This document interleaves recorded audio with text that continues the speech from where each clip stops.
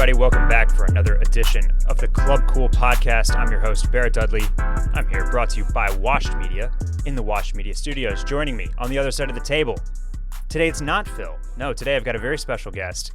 I've got a fellow content creator in the fashion and style space. I'm really excited to sit down with him and introduce him to you guys and talk shop for about an hour. It's Clayton Chambers of the Sprezza Newsletter. Welcome, Clayton. How we doing? I'm doing all right.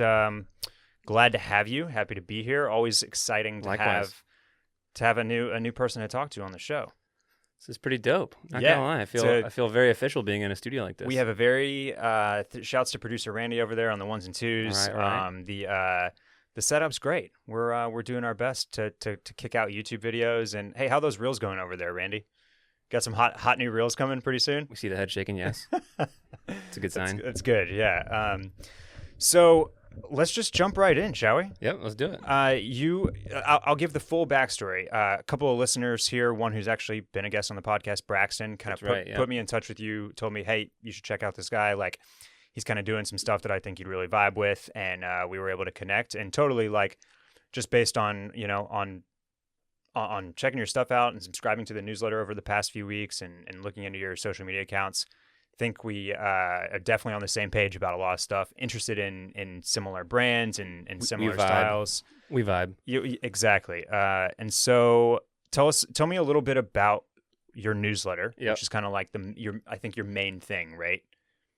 Yeah, I've been doing a handful of things the last year. Moved to Austin from Brooklyn, so was in Brooklyn the last few years and spent really the better part of the last 9 to 12 months doing some consulting and writing, working on my own projects. And one of those projects that sort of popped up was Sprezza. Sprezza is just a newsletter at its very basic level that explores what men's style is. And I think over the last 12 months, if we've all learned anything, like having a creative outlet of any kind is imperative to mental sanity. And so Totally. Sprezza was born out of that, being stuck at home and thinking of like just sort of rethinking like what are some things that I enjoy doing in my daily life, and what are some things that can sort of bring me away from the challenges of just like being stuck at home every day. And so Sprezza was born out of that.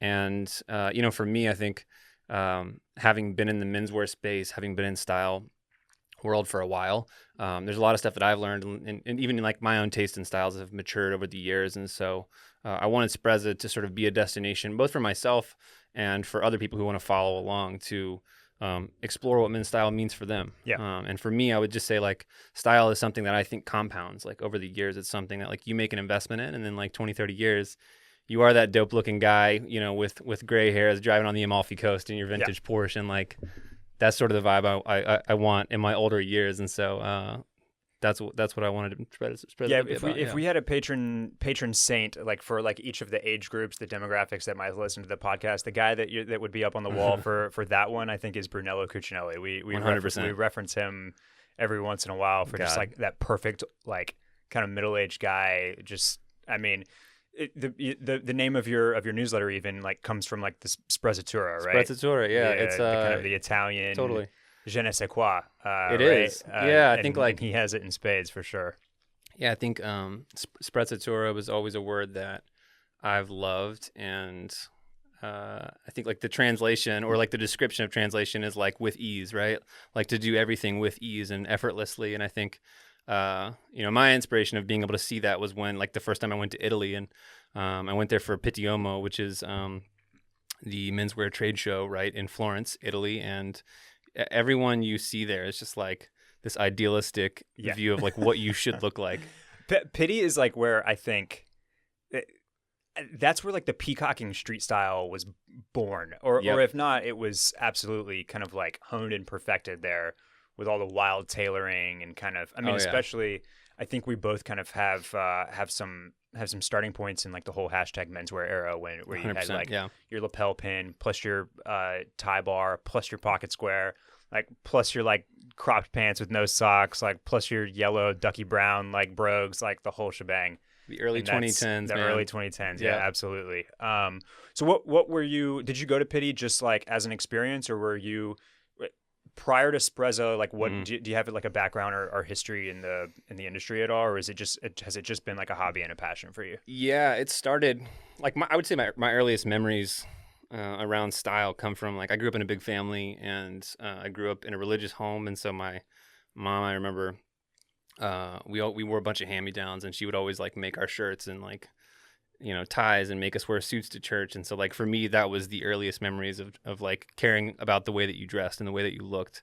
And I think over the years I inherited some of those traits too, of just like my mom taught us how to say like tailor and sew our own clothing, and like so I learned how to like alter my own pants and shirts. And so for me, style was always sort of integrated into my daily life, and it's something I wanted to like take more seriously as I got older. And when I went to school, I went to college up in New York in the city. I felt like that was the first time I really opened my eyes to style and different styles of fashion, and like how you can see just the diversity of how people dress and like how they express themselves. And it was something I was just fascinated with. I was enamored by. And like at the time, I think my style was really just about like, it was very preppy. So like Oxford shirts and, khaki slacks and maybe some loafers or a pair of Clark's boots. And like, it was very... You have that, you mentioned like your background being maybe a little bit more buttoned up or conservative. You came from a religious home and you kind of grew up in the South as well, right? Yeah. Oh yeah. So like... Part of the Bible Belt. My dad was a pastor. And so I have 6 older brothers and a younger sister. So like big family, religious home, grew up in a conservative world. And I think, going into the city was like the first experience I had where just like my eyes opened to just the diversity of fashion and what it means for, everyone. And so, I was fortunate to get opportunities to work at places like Barneys, New York, and Michael Kors. Those were my first experiences, so you talk about like growing up in the South to the opposite extreme of like working at the luxury end of fashion and what that meant. I got to see editorial department, and I got to work in, the merchandising and buying side of things. And it was just... It was something I'll never forget and always appreciate. But I'll never forget like the first time I bought like for the buying team at Barneys it's like a $20,000 fur skin coat from Saint Laurent, and I was just like, what? Who the hell is gonna buy this? And like fill it like the purchase order basically. Like we'll take 2 of those or whatever. Yeah, we'll take like 20 of those. 20 of those. Turns out a lot of people will buy it. Yeah. Not enough though, because rest in peace to Barneys. R.I.P. to Barneys. But man. Seriously, I was just, oh man. So Barneys was kind of my first fashion job as well. Yeah. There was a Barneys co-op up at the Domain here in Austin, and like I took a part-time job there as like the back of house like shipping and handling manager basically, just because I wanted to be there so badly, and by the time I left, I was like you're saying, more involved with the visuals and the merchandising as well. And then I got to see a little bit of the buying firsthand as well from a little boutique here called By George, where I worked for some time as well.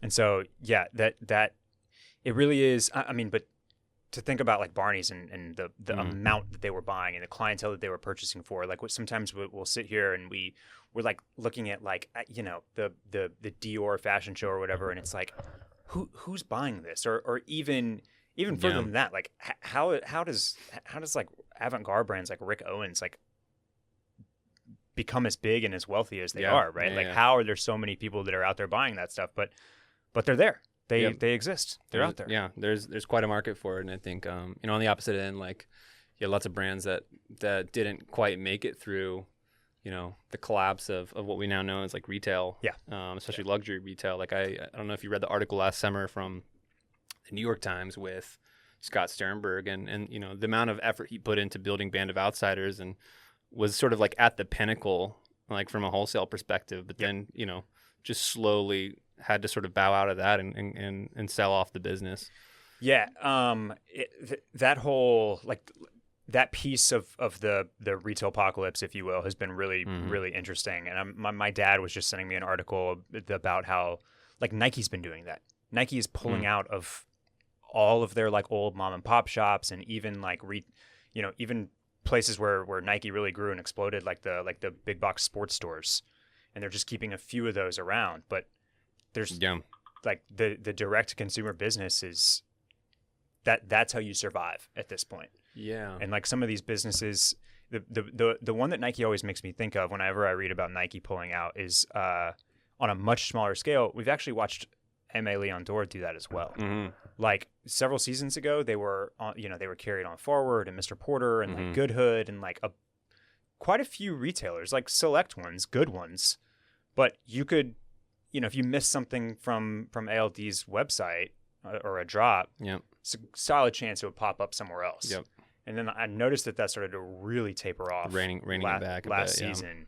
And now this season, I have not seen a single new item pop up anywhere. Yeah. And they might be out completely. Trying to I can't remember exactly where they are, if they are selling anywhere at this point. I don't know if the current season is going to retailers at all. I think I think there's like a tapering off. Yeah. And like a conservative approach, when it comes to like selling to other people. Because again, like I think referencing that piece from Scott Sternberg, it was like, man, the amount of buyers who came in promising him business and promising him to be able to like fulfill orders and to like not have to put things on sale season after season, and then like coming to him saying like, we can't even pay you back after a certain point. It's just like, I think that scares a lot of brands. And totally. I think if you're someone like Ame, like you've got to be pretty thoughtful about how you want to scale this thing, because it's clear they're getting a lot of hype, but like if you then try to take that and just shove it into all these different like retail doors, especially in a bear like environment that we've seen in the last 12 months, makes sense. Yeah, but, and I mean, there are a ton of other benefits as well. Just you're basically betting on yourself instead of betting on other businesses, basically. Yeah, man. You get to control the image and the marketing and the messaging and all of it. So I think there was an error and like a hubris in the halls of Barneys, that I saw even in 2014, I think it was, that like they're too good to fail. Like they're too big, and so it was interesting watching that and having that as like the sort of backbone of my understanding of style. And as I was in school, just sort of kicked off a blog on WordPress, or I think it was Squarespace, can't remember the other, but kicked off a blog called Brothers in Craft with a few of my brothers. And the idea was sort of taking the things that we were learning about our own personal style and taste and applying it to like a DIY approach, right? So we would talk about like, hey, if you're going to go to a vintage shop, like, and pick up an old like corduroy suit, like here's how you go and talk to your tailor to help, alter the pants and the jacket to, your proper fitting. Or if you want to make your own tie, like skinnier, cause you really like the fabric, but it's too wide. Like we would talk about that sort of stuff. And that was a really cool inflection point that we hit with the rise of Instagram, and it sort of amassed us this pretty big following pretty quickly, because obviously like the discoverability phase of Instagram and like finding new accounts that you like. We were one of the first men's style accounts like on the app. Okay. And this was back in 2012. And so being able to sort of ride that wave into, the influencer movement that started popping in 2013, 14, like we worked with GQ and just about every menswear brand out there. And this was sort of back when it was like barter, like, hey, product for promotion, like we'll give you product, to then it was like, oh, we'll start paying you for stuff. Like brands were actually allocating budgets towards this. And so that was sort of the first space where I was like, wow, this is just a blog. It was just for fun, but like we could make some serious money off this, and like we could grow it into a business. And so that's really what we did, and spent the next few years into 2016 working on the blog, turning it into a content creation business, having brands come to us and say, hey, shoot our next lookbook, film this next campaign, travel to this place and, capture whatever content you're creating. Like we got to travel all over the world for it. Yeah. And got to go to fashion shows in London and Milan and Paris and, Pitti and everything like that. And so that was a really cool era of like seeing what happened when blog turned into Instagram, turned into, something else. And so, so actually I just remembered the question. Like, so were you at Pitti for Barneys or for Brothers in Craft? So full circle, I was there for Brothers in Craft. Okay. Yep. Cool. Yep. But it was cool because it was like a lot of the buyers from Barneys, like when I interned at Barneys, I saw them, but it was, I don't know, it was a full circle moment where it was like, I worked for these guys, and then all of a sudden, like I'm there on my own terms because the company's like paying me to be there. Yeah. And got to go to Pitti. That was an incredible experience. It's a place I think about all the time of like, I can't wait to go back. Yeah. I just can't wait to do it. So what was the end result of Brothers in Craft? Is that still going? Brothers in Craft morphed into another startup project with my brothers, and there was another business partner that got involved. It sort of came to that point where it was like working with family was pretty challenging, I was hitting a spot in my own career where I was like, it's probably time to reinvent myself and work on something else. And so got into the tech space. And I think I like selling your brand so much through Instagram and like the influencer movement. For me, it personally burnt me out. And so I was really excited to go into a different industry because I was just really tired of having to like constantly promote shit. Yeah. And so I went into the tech space and just sort of like closed the door on style and fashion for a bit. And for me, it was good because it sort of brought me back into remembering what I appreciate about style and fashion and being in the menswear space. And so, last summer, that's sort of what segued into Sprezza. Okay, cool.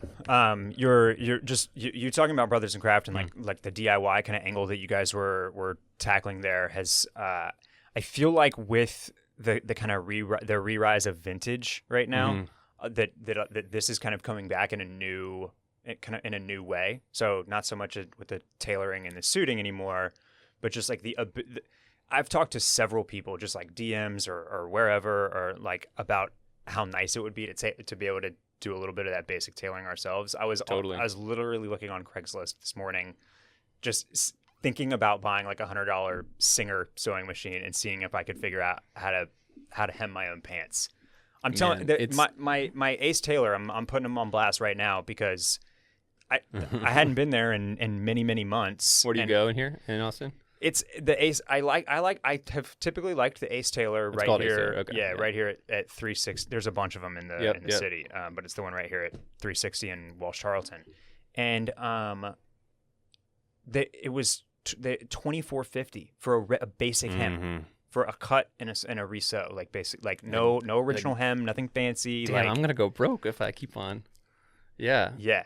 Like and no, I get it. For anything more than that, I mean, like you're up to $30+ basically, and I was like, God, how hard can this be? It's but it might be kind of hard. It does. It takes a minute. It takes a minute. I mean, you can learn it quick. Doesn't mean it'll look good, but like. So are you like if I'm a little rusty. I'm a little rusty. Okay. I just feel like I all sold the my listeners machine should years know, ago. You're basically like you were in pity and people were probably asking you to like just jump up on the runway. You have the fashion body. You're tall. You're probably like a perfect sample size.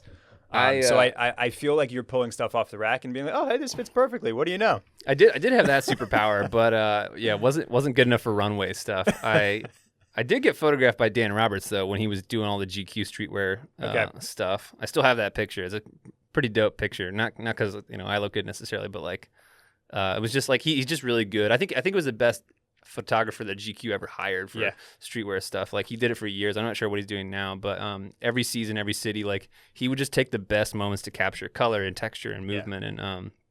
I think for anybody that's been following for more than a few years, especially if like when GQ was kind of at the peak of their powers during the whole right around #menswear and then kind of right after it, like that's a bucket list item is to be photographed for like a street style. It does come full editorial. circle. Yeah, it was. That was a fun moment. But yeah, like the tailoring stuff, I feel pretty rusty. It's been years since I've.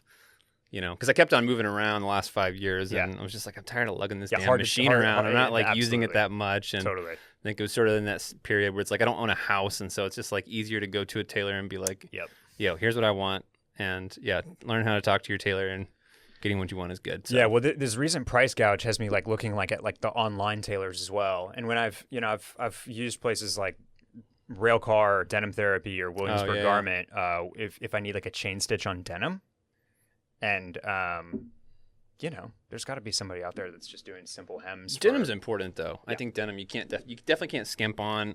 But it is interesting, like, from a consumer perspective, over the pandemic time frame, I've seen not just like consumers get into these sorts of hobbies, but like brands as well pushing it. Like I don't know if you saw the Reese Cooper, you can with the chore code and the very cool stuff. Like that was pretty cool. I'm sure there were a lot of people who fucked up the the chore code, but like I thought it was really cool. It was a really cool way to connect and bond with your customers. Also, the guy from I think Brooklyn, Connor McKnight.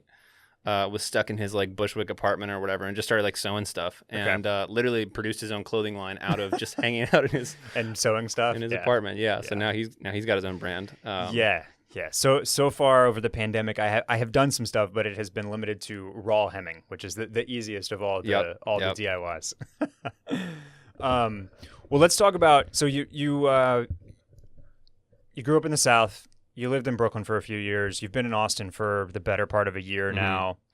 I mean, like what was there some culture shock coming down to Austin and being like, oh, hey, nobody dresses like anybody in New York? Like, there is absolutely not that imperative to like, oh, I'm going out to walk down the street, like I better like put myself together and look sharp or present some semblance of individuality or expression of my style. Like, you know what I mean? Like it's what we kind of when we first sat down to talk, we joked about like the cliche of New York being like, you know, this quote unquote energy, and it is so cliche, but it is also so accurate. Just the fact that everybody there is just kind of like, there's just like a style buzz there when you're walking down the street that you don't really get too many other places. Yeah.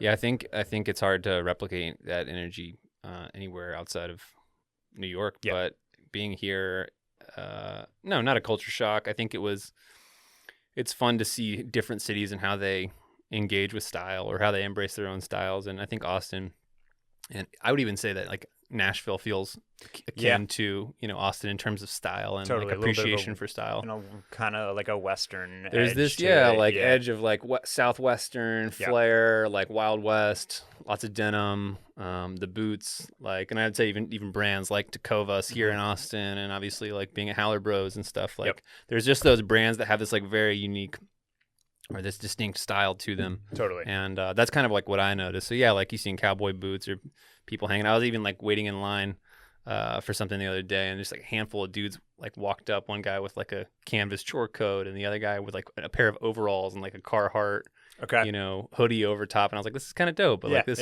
feels like Austin to me. Yeah. You reside on the east side, which is I think where you'll see, you know, the biggest concentration of something that is a simulacrum for like the style that you would see in Brooklyn or New York. Yeah, and I think even just adjusting to this style of Austin has been kind of fun. Like, you know, seeing even just spring and summer and being able to play with like linens and you know, Birkenstocks. I'm rocking Birkenstocks with socks right now, but they're just so comfy. I can't not.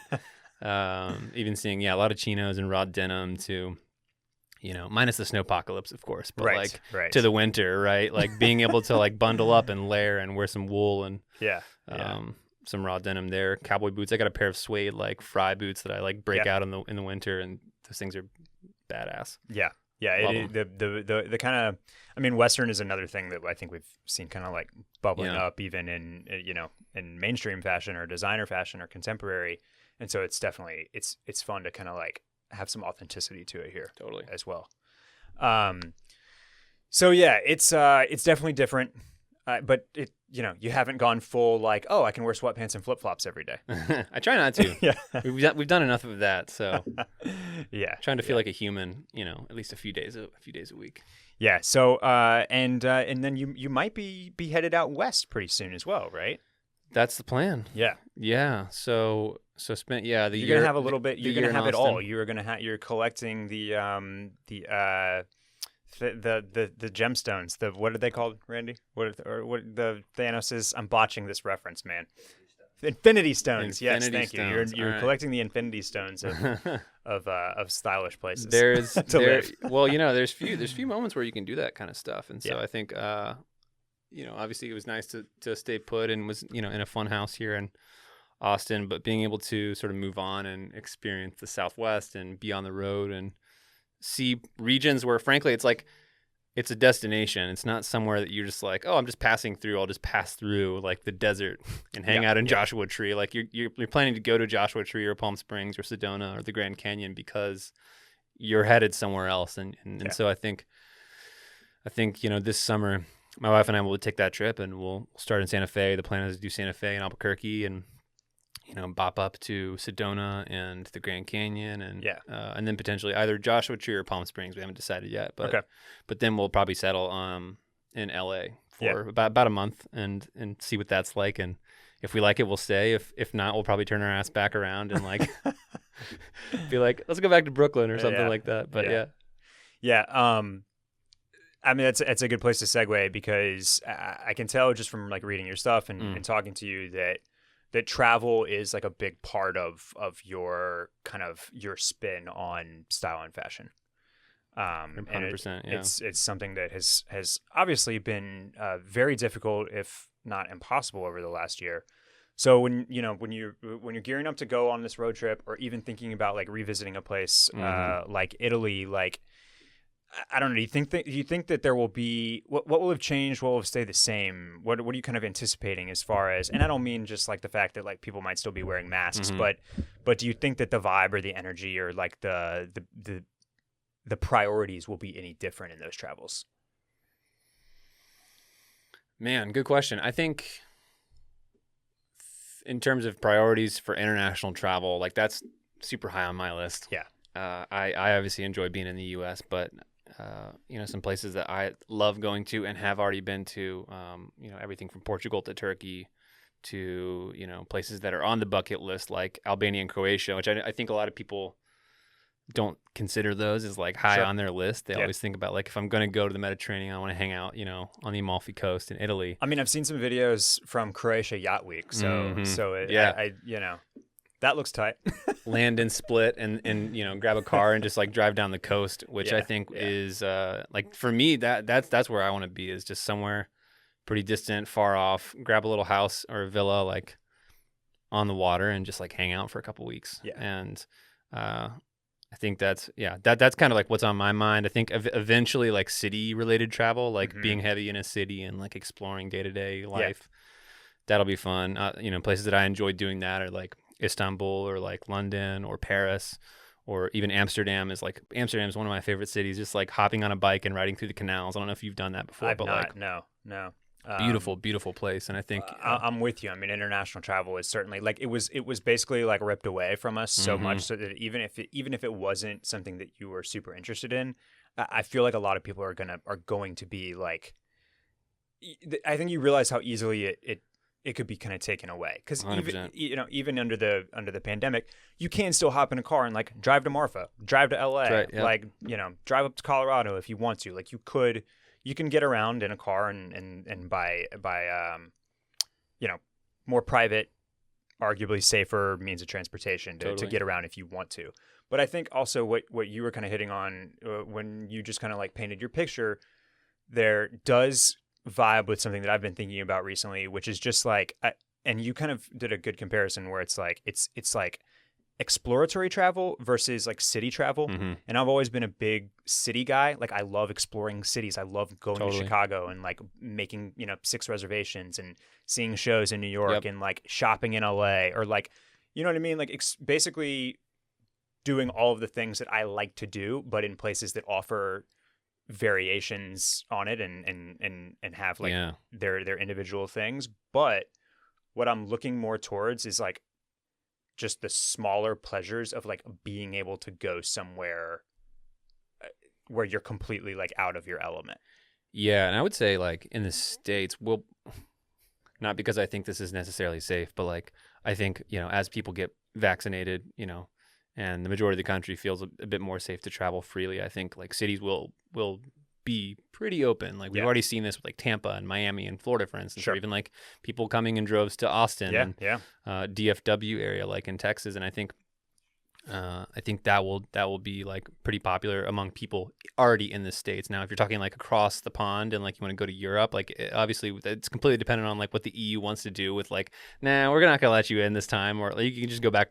You can just go back home. But like if you already have an in, and have your passport or your special vaccine card that you can get in, I think like what I think will be more popular in other countries, especially in like Western Europe, is that people will probably take vacations to like more remote spots. Like I'm just going to go hang out on the beach, or I'm going to grab a cottage, outside of like Western Ireland, rather than being like, no, I'm going to go like party in London or like Amsterdam. Like that'll take a while, I think, for things to pop back up. But and I mean, even when that stuff is available, and trust me, like I miss that. Like I miss being in like tightly little packed dive bars and like drinking with friends. But at the same time, like I just want something a little bit more like a little saltier. Like I don't know if it's just like reflective of my mental state feeling tattered after this year, but I just want to be like, like kind of windblown and salty and sip a marg on the beach. Really kind of like I don't know. My daydreams right now are grungier than they were 18 months ago, when it was like just about like oh man, I'm gonna wear that leather jacket to that dinner, and it's gonna be tight. Yep. Now it's a little bit just more like I just want to like bask in some saltiness and Nothing wrong with that. And not shower for 24 hours. I Nothing don't know what that's saying about me, but it's definitely a shift. It means you're a man of taste. Well, speaking of taste, in Italy, let's talk about this. Let's talk about Amaro. It's definitely something that I feel like is I don't know if trendy is the right word, but but people that are, if you follow along with like Bon Appetit or some of the content out there that is specifically about wining and dining, like this seems to be like a kind of an in the know thing. I read your piece on it, and I think my loose experience with Omaro is with Fernet. So I spent. Got a bottle of that here. What you brought. I brought some for us to taste test. So I spent a few months right after college or right towards the end of college in Argentina over a summer. Yep. Where Fernet was very big. And then there used to be this little restaurant here in Austin called Winflow, which did it was called a Fernet mule. And it was basically like a Moscow mule with like a Fernet. And it's sounds intense. It was, but it was, if you like the flavor of it, I think you would have really dug it. Can I pour you some? Please. I'll take a splash. This is the cup, right? That's my cup. Yeah. Little master's cup for us. There we go. Coming up in a couple weeks. So is this again something that you kind of like picked up on from traveling? Yeah. Yes and no. Like the first time. What am I missing out on? What is this? What are we doing here? Amaro? Amaro is sort of I call it an ancient herbal liqueur. I mean, it is an herbal liqueur that derives its origins from Europe as best we know, right? And specifically Italy, right? So it's deeply embedded into food culture of Italy. And if you're familiar, obviously with things like aperitif or aperitivo hour, right? Like you go to a bar and it's like, hey, from 4 to 5, we're going to have, an Aperol spritz and some like light snacks, some charcuterie or whatever. That's where that comes from, right? It's like, it's something that you have before dinner or after dinner, right? Okay. And people always use the word like digestif or digestive, something that you have to like settle the stomach after, a heavy meal. It like cuts through and like balances the palate out. Like, so you've just had a ton of pasta and bread and meats and whatever. And, you sip some of this Amaro like post dinner before you have your dessert. Cause you want to like sort of rebalance the palate. Like that's the idea with Amaro. Gotcha. Like for me, first time I ever fell in love with Omaro was at this restaurant in Brooklyn. I think it was June Wine Bar, and we had finished up our dinner, and the maitre d' had walked over and said, well, she didn't even say anything. She just walked over with a bunch of shots of Fernet, and we all just shot them together, and it was an awesome experience. But like it felt good. So I associate Omaro with like ritual, something that you have together with people. It's like you had a nice dinner with your friends or family over, and like everybody just grabs a glass afterwards, and it's just like it's a fun thing to sort of sip on and drink. And so, what are you serving Omaro in typically? Like like I said, we're here in the studio. I've got a Masters 2020 plastic cup. You've got was it a Yeti? Some kind of Yeti, some type of aluminum, drink canister. This can't be the ideal way to serve post dinner. Not the proper way, probably, but there's all sorts of like fun little like flutes or glasses that you can, glassware that you can purchase to like. What I'm thinking about is limoncello. Is that one? Is that a similar? Yeah. Okay. Yeah. So that's similar ritualistically, like having limoncello after, dinner or, even before is fine. But I think, like Amaro, there's sorts of different types of Amaro. So like if you're familiar with Aperol or Campari or Fernet, like Fernet Branca is like the really popular bottle that like bartenders love to shoot at the end of the night or polish off a bottle with when no one's around, or like you've seen Amaro Montenegro or Sonar, which are more the darker colored ones. So there's different colors and styles of them. I just took a sip of this. It's nice. It is herbal. It definitely has that like Fernet, like kind of licorice vibe. Is that that's what it typically is kind of associated with? Yeah, like the herbs and the spices are pretty strong in this one. I forgot sort of what it tasted like, but this is Faccia Brutto. It's like actually the Italian word for Faccia Brutto means ugly face. Okay. So if you can see from the Yeah, the bottle. It's a pretty ugly face on there. We were just having this conversation about how last week we were talking about Phil's big wine guy. Okay. I kind of like everything. I like making cocktails, drinking wine. I love craft beer. Like, give me anything, I guess. I'm not super particular. And we were talking about how like just the label game is. People have really taken to that, whether it's craft breweries or a little natural wine. I'm a sucker for that, man. Right. I'll choose shit just by the label. I mean, yeah. I'm proud of that. This Faccia Bruto that's a very cool one. Like 100%, that typeface is really badass. Yep. It's a pretty bottle to have like on your bar cart for sure. It's a fun thing to flex on, and I think like. Again, just like going back to the ritual aspect of it, like being able to serve people and feel like you're taking care of them, like comes back to like the ritual of having them around and sipping something together. And I mean, if you don't think you've had Amaro, you probably have. If you had like a Negroni or a Boulevardier or again, Aperol Spritz or something like that, there's Amaro in all of that stuff. Yeah. Yeah. I think you've used the word shoot. Like, are you typically kind of like taking it like a shot? Some people shoot it. Yeah. Depends on like what I'm drinking and who I'm with, but okay. But sipping is okay. Sipping's cool too. Yeah. Speaking of booze, are you? We get a lot of questions about like transitioning into spring summer seasonality. Yep. One, is there any type of seasonality with this Omaro type stuff? Mm-hmm. Past that, what are you like on in your? What are you drinking with dinner? What are you drinking when you get home from work? Like, what's your kind of like spring cocktail?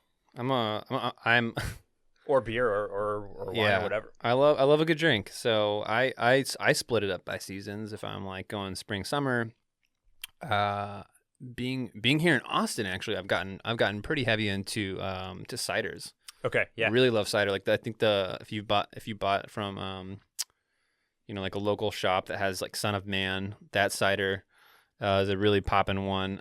Fairweather Cider Co. is also a pretty great.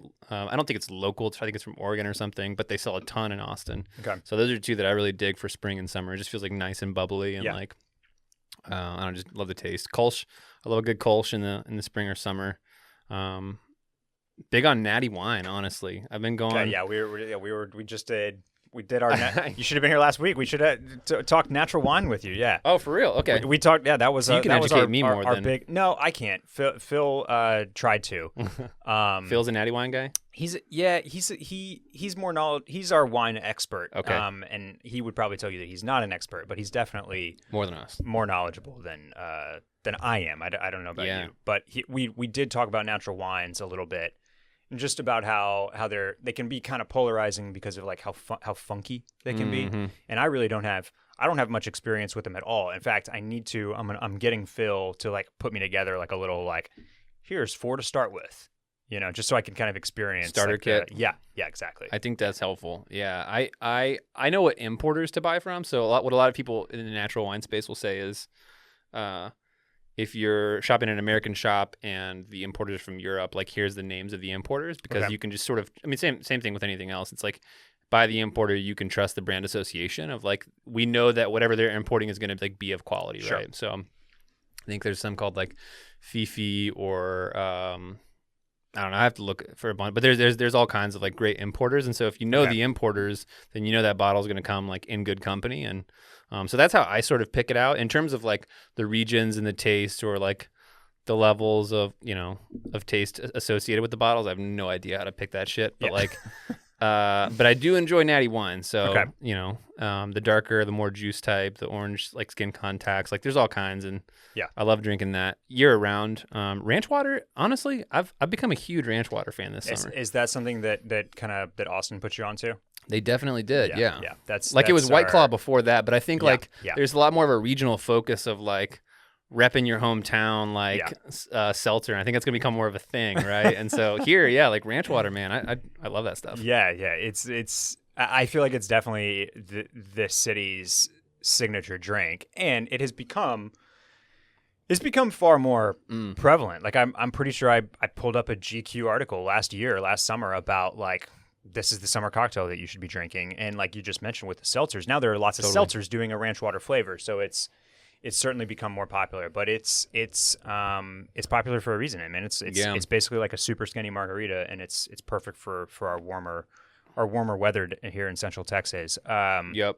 Yeah, spring and summer are nice for that type of stuff. I also just tried one called Zaddy's. They're only selling in California, but they sent me some stuff, and I fell in love with it, man. It's like gin-based stuff. They got like fennel and like ginger and like all kinds of crazy natural very flavorings. Very gourmet. Falls though are like, I mean, you're probably like this too with beers. I get really into brown ales and stouts and stuff like that. Yeah. Even for Amaro, there's this Amaro called Nunchino. It's also really, really great for like cold nights. Just had like a nice like hearty dinner and stuff like that. So I definitely have the seasonality to it. Yeah, I was just kind of like thinking about this question. I was putting our notes together for the pod today, and I started to realize like I don't love like spring seasonal craft beers that much. I feel like they get too floral, too like a little too hoppy. But like, give me a winter warmer or a brown ale 100%. or like something a little like more caramelly and malty, and like that's the seasonal stuff I like. When spring rolls around, like I'm right now like I really like a hazy pale ale or just like a straight up pale, like an APA, an American pale ale, more so than an IPA. What are your go-tos in Austin for breweries? So St. Elmo is probably my favorite. Love that. And my go-to. And then recently I checked out a family business out in Dripping Springs, which is kind of a trek, but was also very cool. Jester King is the OG. Jester King is awesome. And then like right in your hood, I mean, Lazarus and Zilker are pretty cool too. Yep.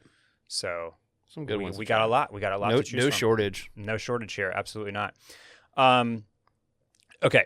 One more thing here before we jump into like some spring style fashion stuff. Another thing that I picked up on from your newsletter. By the way, where should everybody go to subscribe and follow? Oh Sprezza? Yeah, it's sprezza.xyz. So sprezza.xyz. Okay, all right. It's very easy to sign up. Sprezza.xyz. Just throw in your email address.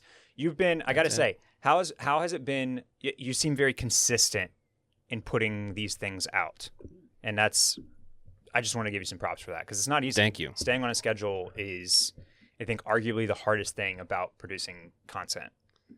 Yeah, and I think it's a reflection of the fact that I enjoy it, right? Yeah. Because, I mean, it's hard as hell to stay consistent with anything, but when you enjoy it, I think that's a very telling. Yeah.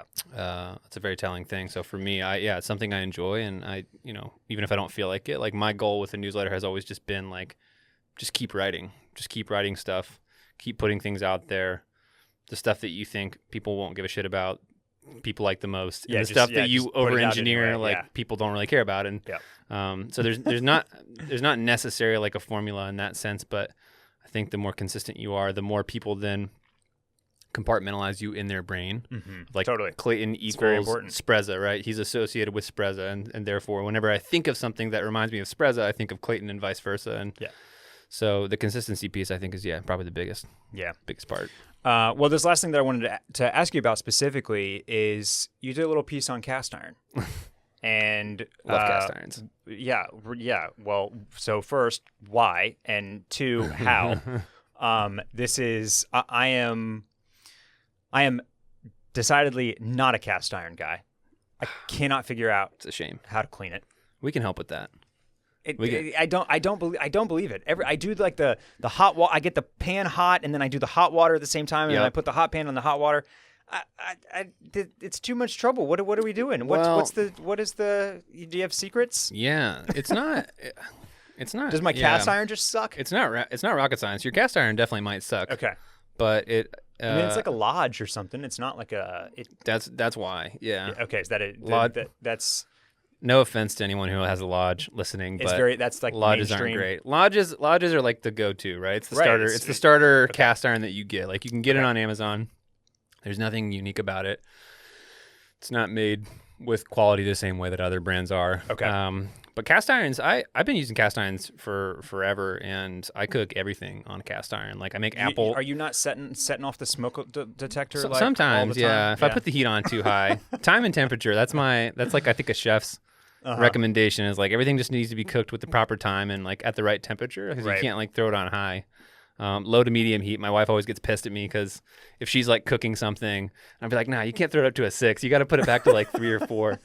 And she'll be like, don't tell me how to cook. And I'm like, just saying, like, cast irons are my thing, though. I mean, obviously everything from like bacon and meats, smoked steaks and cooked burgers on them too, roasting veggies and shit. Like, it's just fun. It's something I enjoy. And I think the cleaning aspects to it is a lot simpler than you think. It just sort of comes down to giving it some proper elbow grease. I have these little scrapers. I don't remember what the name of the brand is. You can grab them on Amazon, or even if you have like a sort of metal. There's just little plastic ones. Yeah, the little plastic ones. Yeah, I've got a couple of those. They are helpful when I have endeavored to clean the thing. So I mean, the trick is you just let it sit for a minute. Just throw some warm water on it. Let it sit for a minute, and if there's a bunch of crap on it, like wait 2 or 3 minutes, and then just start scraping it off. And like for me, like if you take care of it from the beginning like that.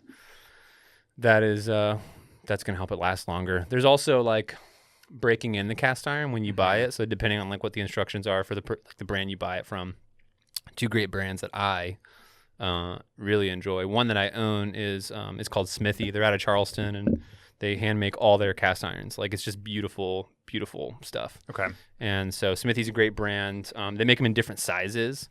And then there's Butter Pat, which is also another really cool brand. A lot of chefs use Butter Pat for like cooking at home and stuff. But yeah, it's all about like cleaning it well and taking care of it, breaking it in. I do feel like if you get a cast iron and you like, if you botch it on your first couple of cooks, like if you use soap or if you don't like reseason it with the oil right after, like that's if you make one of these errors, I feel like it's impossible to like climb out of that hole with the cast iron. Yeah, it's a good question. I've never screwed it up like that, so I don't know what the dark side looks like, but yeah, take care of it. You'll be all right. I can give you a lesson one of these days. Let's get a cast iron cooking reel from you.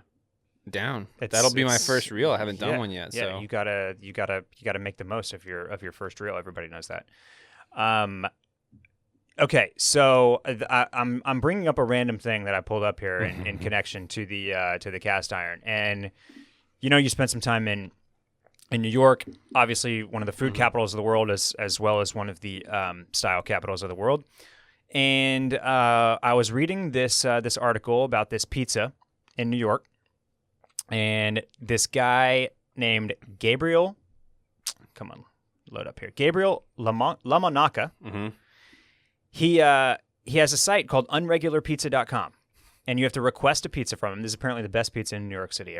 By the way, everybody, you cannot pay for this pizza. You have to schedule it, and then you have to submit an email or your request, and you have to say what you're going to trade. Oh no, food wise for the pizza. Okay, you have to bring him something in exchange for the pizza. I already know what I would trade. Yeah. So one, I just love this. It's very. This feels like something off of Portlandia, like the hottest food 100%. In the city. You can't purchase it. You have travel to there like it's the Mecca journey. You have to cook for the best food in the city. Like it's such a flip, and I dig it though. It's very. I never heard of this dude. But I would totally make some food for him and trade it. So you're sending this guy an email. You're like, I want my Friday night pizza, and here's what I'm going to cook for you. What are you offering in exchange for this pizza pie? Shit, I would probably. So my wife's Lebanese, and she taught me how to make Lebanese food because she knows how to make Lebanese food. Okay. And so I'd probably just make him a nice platter of like Lebanese stuff, like lamb kebabs and hummus and pita and tabbouleh salad, and I guess for dessert I'd probably cook them up some like baklava, which is like nice popular like Middle Eastern treat, right? Totally. That's what I would do. Okay. Sounds excessive, but like if it's the best pizza, you gotta bring your A game. Yeah, you do have to bring your A game. What would you do? Man, I put this question down for you, and then I didn't take time to think about it myself. Don't screw it up. You only got one shot. So, man, it's funny that you mentioned Lebanese.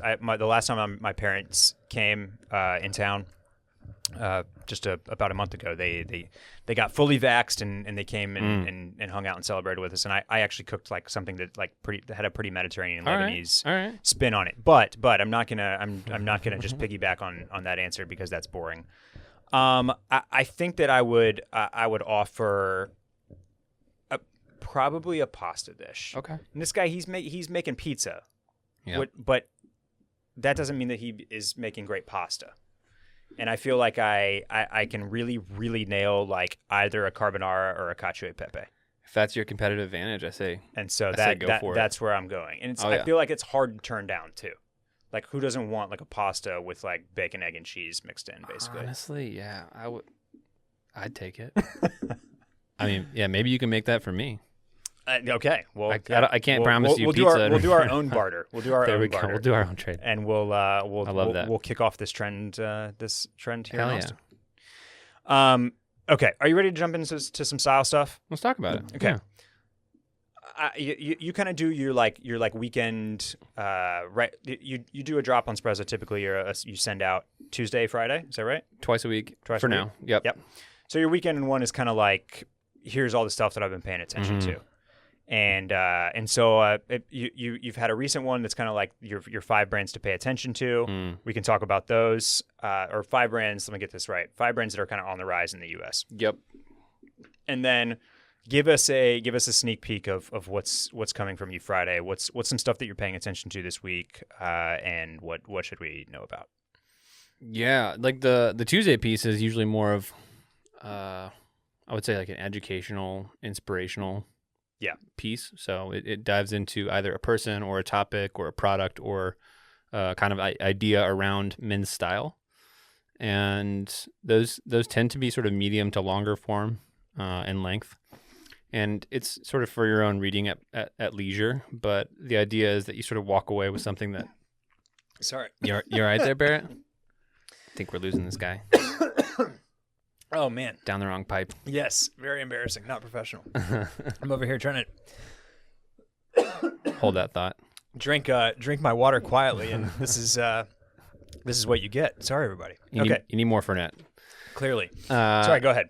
That's what the Tuesday piece is for. And the Friday piece is really a lot more sort of on the fly. Like I collect a lot of shit on the internet every week, and I want to be able to package it up in a way that's easy for people to read, on their own terms and time. And so that happens on Fridays. And, it'll be stuff that I find on other blogs or, I like promoting other newsletters and blogs. I just think that's a great sort of model. There's a lot of stuff we can learn from other people. And so love sharing those links and articles or ideas. Instagram is also a big place of discovery for me, which is sort of, it's like, I think the way that Instagram has like managed that over the years has been pretty good. It's a great place to find sort of, interesting content, that we probably thought, Pinterest would have been able to do better on, but I don't really use Pinterest that much. And so I pull a lot of really cool stuff from Instagram. A lot of the cool stuff I've been finding lately, and this is sort of like ad targeting focused, but also just stuff I've been finding through scrolling through the news feed is a lot of vintage stuff. Like I find these crazy vintage accounts that sell the coolest shit that I've seen in a long time. And I think I'll probably do a piece at some point on like, hey, if you're gonna like buy vintage online, like here's like the top 10 accounts to follow and buy from, because it's ridiculous. So I share a lot of that type of stuff. Like I think that the last piece, I'll just pull it up here, that I covered is like the new like Nike undercover sneaker. Like it's a wide range of like men's style, right? I don't like just to focus on like being a dandy or being a sneakerhead or like one specific thing. I like to cover it holistically, but there's a new brand that popped out as well over the last couple of years called Wyeth. I think the founder's from Austin, Peter Middleton.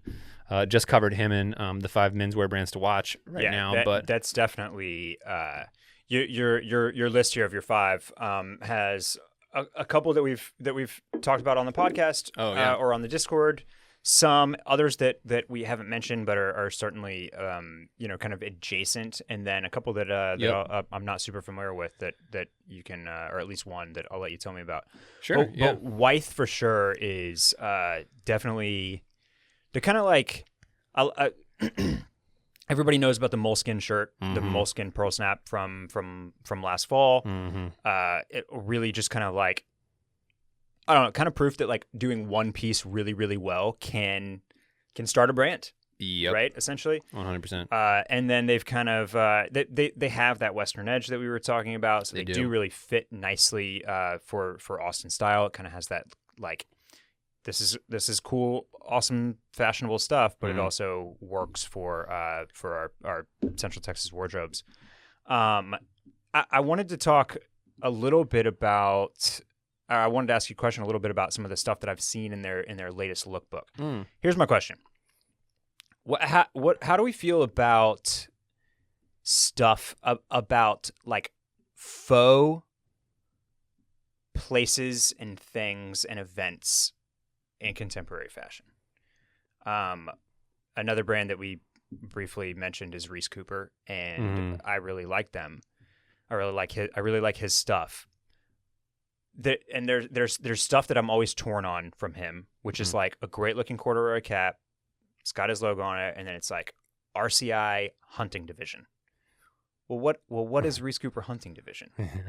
Like it's not a hunting brand. Yeah. That does not actually exist. And so like I like this idea, and we this is it's I don't know, it's always something that I'm kind of interested that I think about. Wythe is doing this like Camp Friendly Pines thing. Yep. And they've got merch, basically. They're graphic kind of in this season on hats and crews and tees, it looks like, will be like Camp Friendly Pines. It's not a real place. So what, I don't know, what's your, do you get down with that type of stuff, or do you think it's like, does it veer into like a gimmick a little bit? Part of it's instinctual to me. If I come across and it just doesn't like sit the right way in my gut, like we'll see.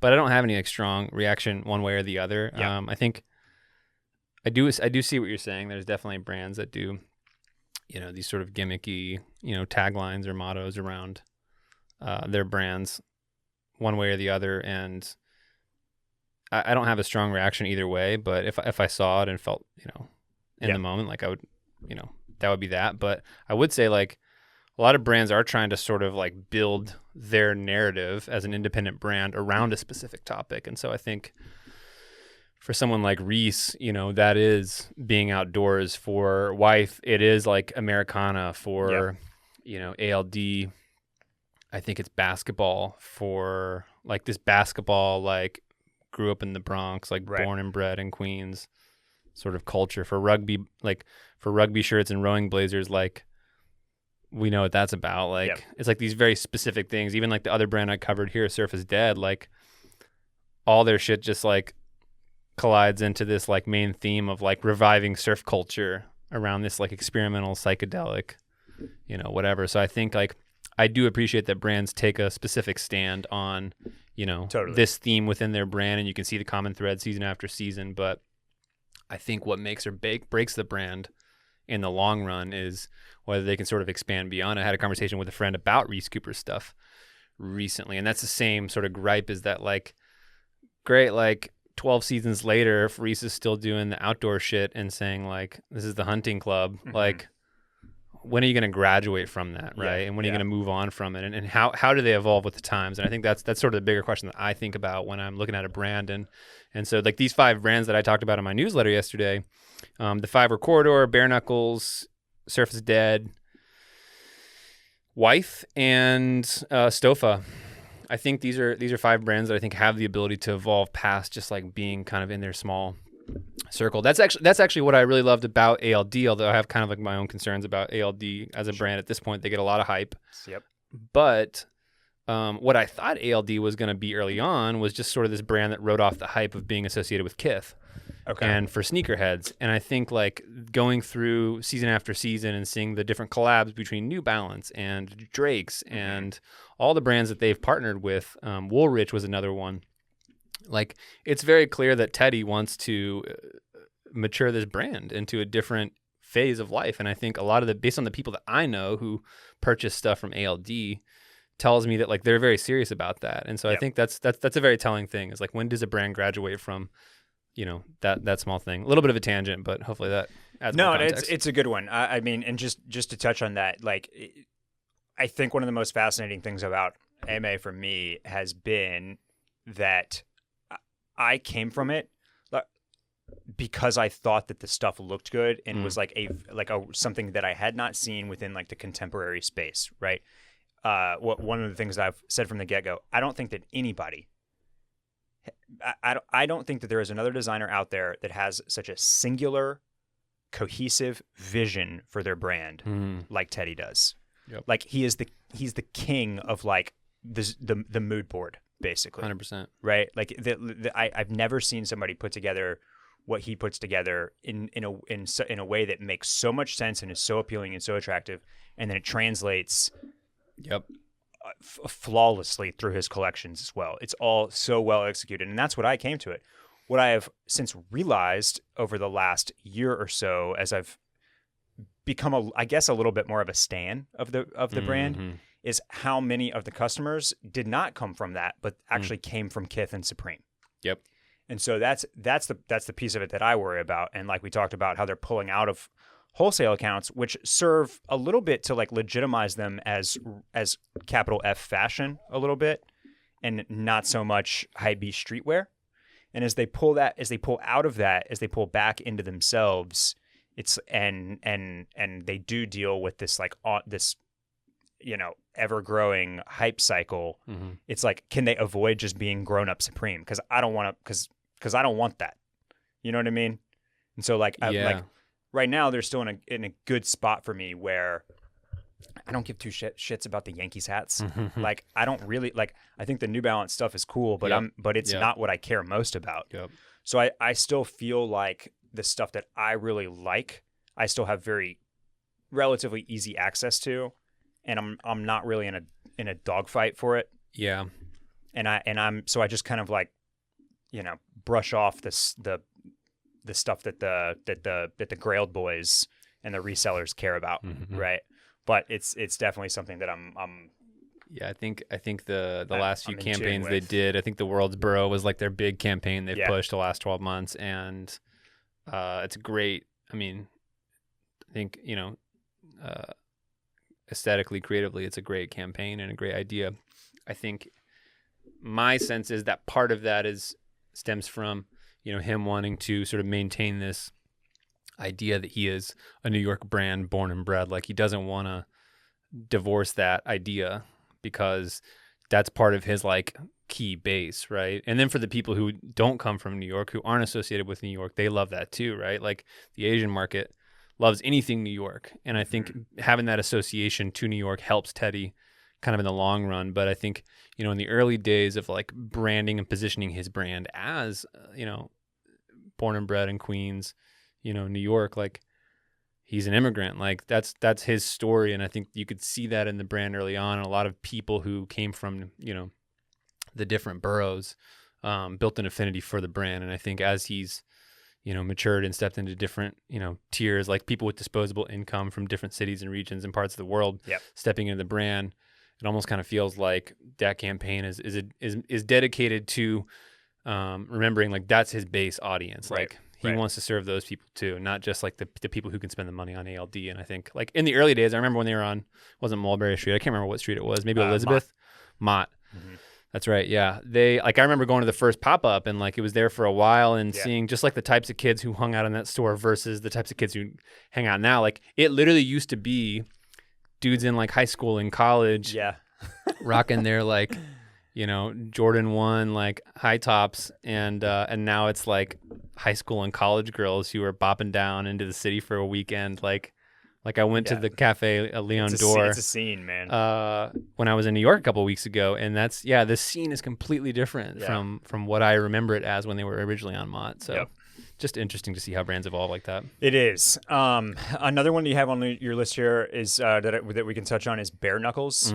They love their stuff. They do really, really cool stuff. They to me it's the brand that I think of when I think about like this like kind of cropped drop shoulder sweater thing that happens. And for better or worse, what I also think of, Bare Knuckles has also, they maybe led the charge into, at least for me, what I get served as like the most homogenized look on Instagram right now, which is this kind of like, it's the vintage Carhartt with the retro dunks, with the, with like a tattered hoodie or shredded cardigan of some sort, and like, you know what I'm talking about? Totally. I know and a tote bag. Don't forget the tote bag. Some type of canvas tote. Yeah. So I have a hard time like kind of pulling those two things apart at this point. Like, but if you wear bird knuckles, you've probably tried to get on Auschwitz before. And so but it is. I totally agree that they are. They're one to watch, and I wish that they were putting out their collections a little bit more swiftly. They're pretty thoughtful. I think about how they stagger that stuff out. A lot like Fear of God in that way. They remind me of how they're doing. Yeah, like, almost you're right. Like not even seasonal. It does feel like that a lot. A collection will drop when a collection is ready, basically. Yeah. I think they've done a fantastic job at building out their brand thoughtfully. I like Jacob a lot. I've only met him once. It was years and years ago in Portland when I stopped by the Macus store that I think he used to run that. And then you mentioned a couple other people. Helmart is his Helmart's vintage the vintage store, shop. right? Like also, you mentioned when you were talking about the accounts on Instagram, Helmart is an awesome one. Helmart's awesome. It's very clear. Like the brand Bare Knuckles derives a lot of its inspiration from Helmart and vintage sourcing. So, brand to watch for sure.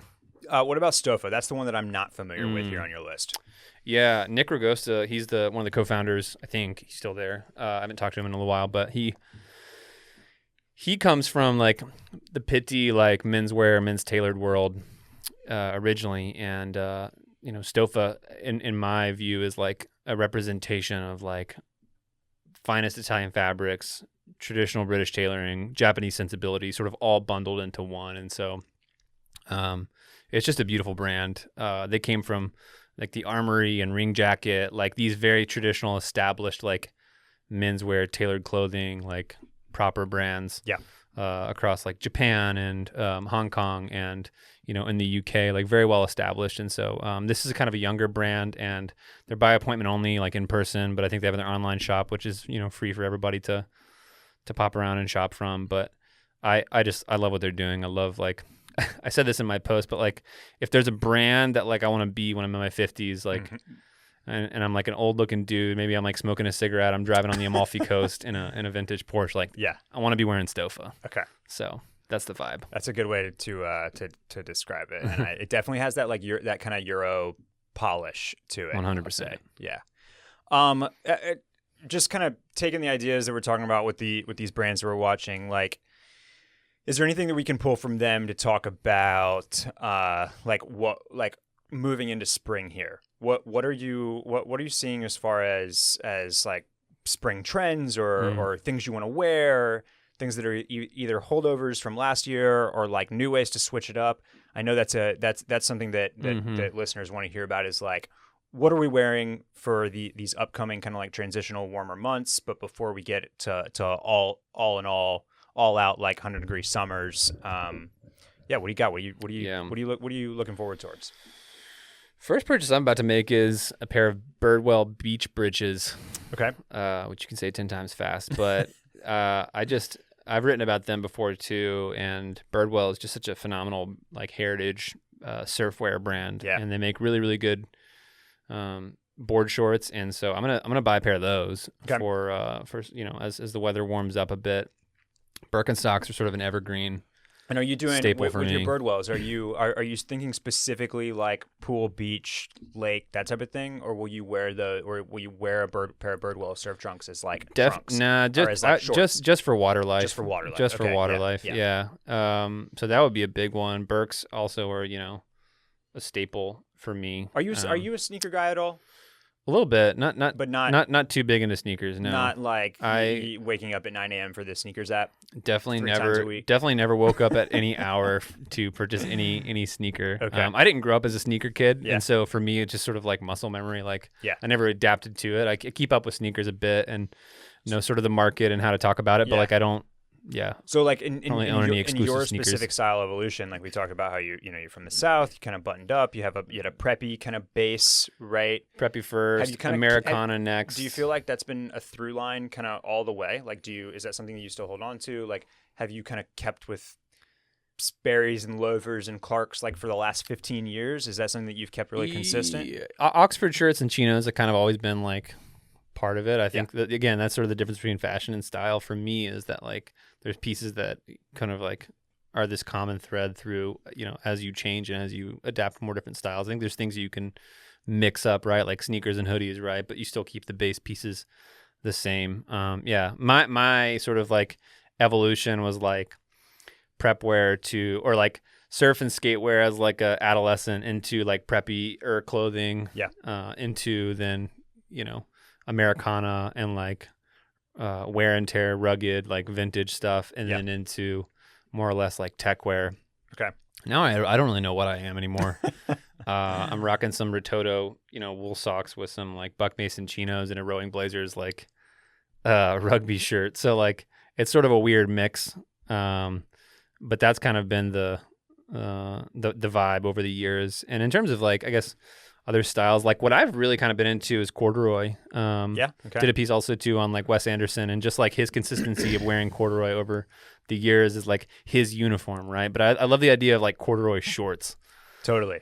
I don't know if you know any brands that are great to buy from. I've seen them a lot of like on vintage and reselling accounts, but like corduroy shorts for me are just like, dude, I could totally rock a pair of those. I mean, around town. Shameless plug here. Haller Brothers actually does a really awesome pair of corduroy shorts. And the twist that we added for the two new colors in spring were that instead of like a little kind of tonal embroidered logo on the back pocket, they each got like a specific patch. Looking up which now. I think Love is I really dig that detail, because I like that piece of embroidery and that kind of color pop on the back pocket. I love like the utilitarian like military pocket on it too on the side. But if you like, that's cool. If you like I know elastic waistband shorts have been very, very popular over the last several spring summer seasons, and so I know like that.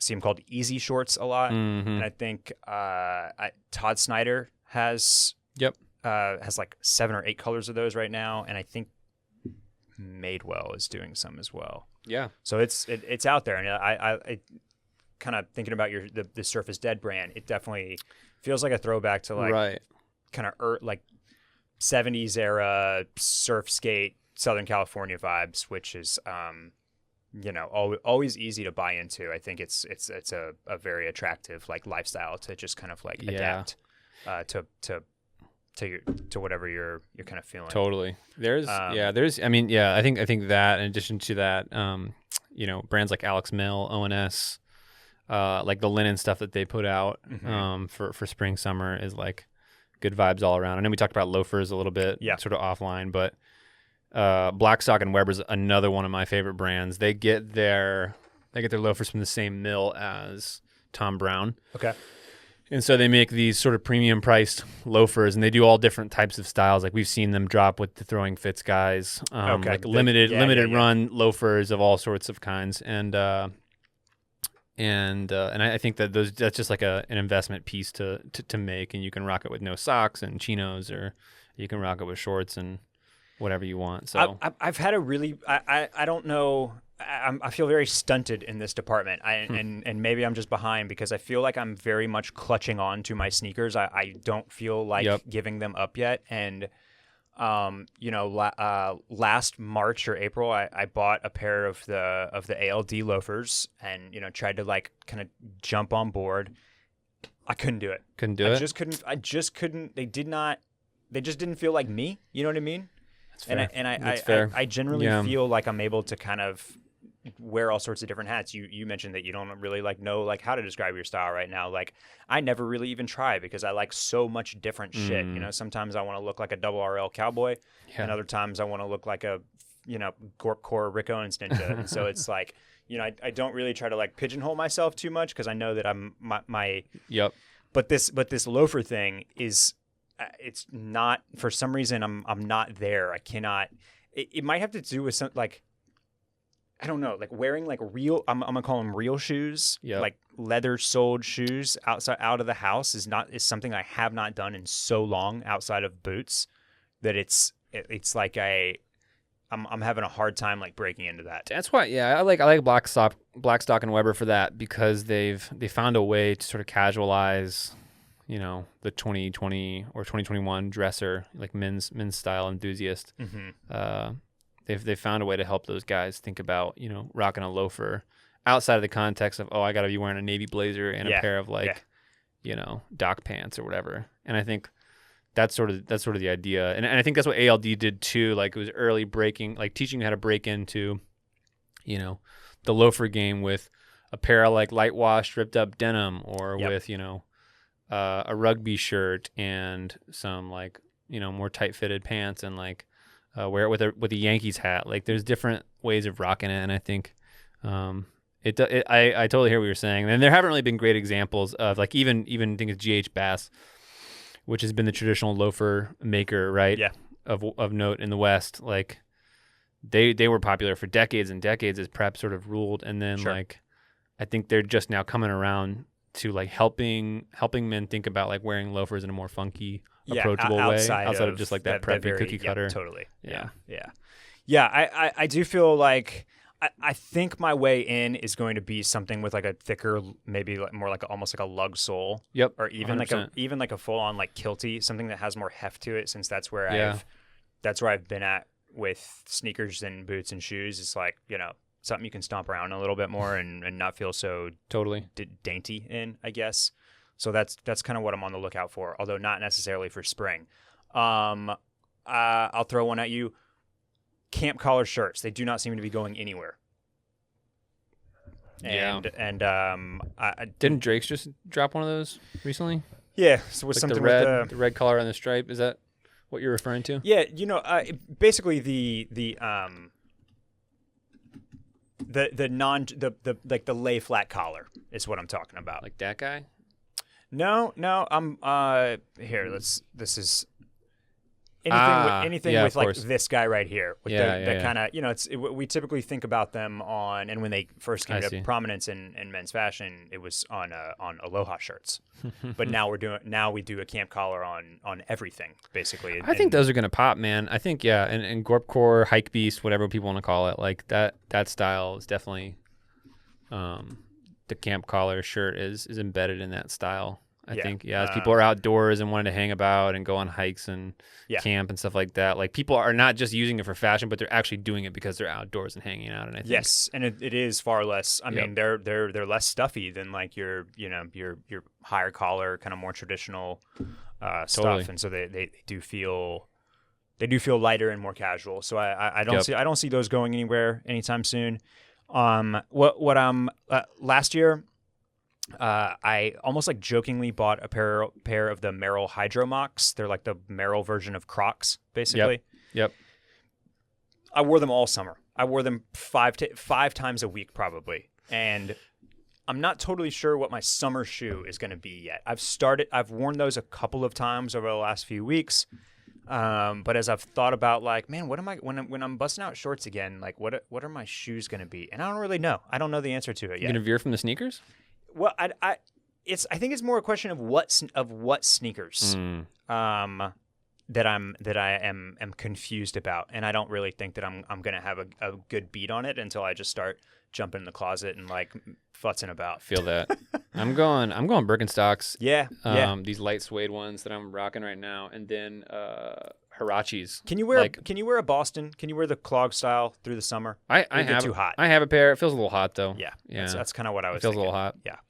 Well, I was saying too, those Hirachis, not like the sneakers from Nike, but like the Hirachi. Yeah, I've seen those popping like up. woven leather loafers. Like For sure. I have a pair from a brand called Nisolo. Okay. And Nisolo just makes really great footwear. They have like the factories in Peru, and do a really good job at making that footwear. But the Hirachis that I own from them, I've beat the hell out of those for the last couple of years. And every summer I always go back to them, man. It's just such a fun, easy shoe to wear. Totally. All right. Well, we're over time here, and I don't want to keep you around. I don't want to burn up too much of your time. I know producer Randy has some reels to get back to. So we can start wrapping it up. any last things you want to talk about, like spring style, or any recommendations, any things that you're thinking about before we close down that conversation? I think we covered it. I think we did too. I think we got some good thoughts out there and some good recommendations as well. Yeah. Clayton, thank you so much for being here. Thanks for hopping on and shooting the shit about all this. This was really, really great. Everybody, go check out the Sprezza newsletter. You can subscribe by going to Sprezza, SPREZZA.xyz and dropping in your email address. What about social media? Where can we follow you on social? Pretty active on Twitter and Instagram only. So Sprezza _, for Twitter, and Instagram is one of those weird ones because I was too late to get the domain, but it's like SPR.EZZA or something like that. So okay, we'll throw it up on the Club Cool Pod Instagram account, so you can find it easily there. Make sure you're following the podcast as well at Club Cool Pod. Clayton, we'll have to get you on one more time, I think. Would love that. Since we've got a few things that we left on the table here today. But before you head out west, we'll get you back, and maybe Phil can join us, and you guys can I'll just leave and you guys can talk about natty wines. Let's do it. Thank you so much, everybody, for listening. Thank you, Clayton, for being here. This was great, and we'll see you guys next week. All right. Adios.